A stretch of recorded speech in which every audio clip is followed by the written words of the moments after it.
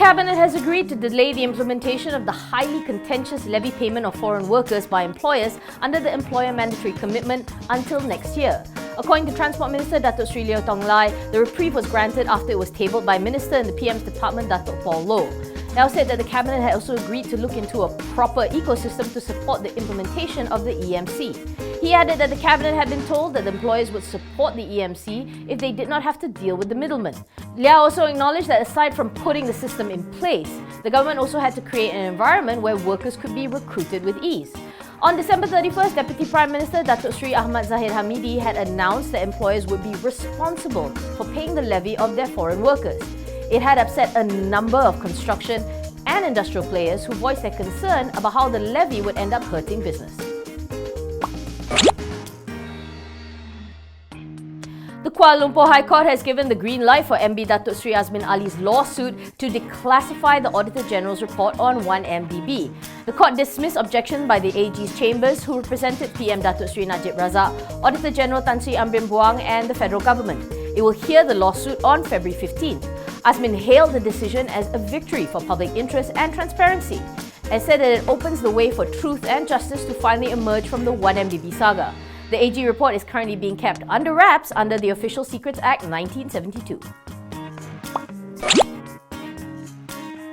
As the probe on 1MDB marches on, Jens Fred Stutzenegger has been sentenced to 28 weeks jail and fined 128,000 Sing dollars for offences related to the state fund. The former branch manager of Falcon Private Bank Singapore office will start his jail sentence today and has 2 weeks' grace to pay the fine. He was convicted on 6 charges, 2 for failing to report suspicious financial transactions and 4 other charges for lying to investigators and regulators. Stutzenegger is the 4th person to be found guilty out of the 5 charged by Singapore authorities for their involvement in 1MDB. District Judge Aoyang Tak, in meting out his sentence, noted the staggering sums of money involved and how the Swiss national had caused wastage of public resources when he lied to investigators. According to Stutzenegger's lawyers, he is unlikely to appeal. Paramount Corp Berhad is getting a real education after its purchase of a 66% stake in the K-12 education group for 183 million ringgit cash. The purchase forms part of Paramount's goal to be one of the largest full-spectrum education services providers in Malaysia. The K-12 segment consists of kindergarten, primary and secondary education. According to Paramount CEO Jeffrey Chew, the primary and secondary school segment is an important component of Paramount education, adding that the group can either choose to grow organically or achieve scale by investing in the right partner, such as Real, a strong brand that would help to complement the company's existing offerings. Established in 1985, Real Education currently has a total of 18,000 students across 30 Real Kids centres, 6 international and private schools and campuses, and 60 Cambridge centres. Chew says that the group also sees synergies in many areas such as staffing and marketing, and the movement of students from Real schools to its KDU campuses.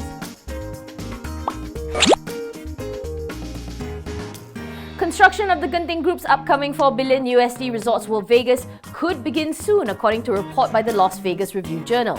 The paper quoted Genting America's Senior VP of Public Affairs Michael Levoff as saying that the new on-site equipment could be used to verify construction works from Boyd Gaming's unfinished Echelon project.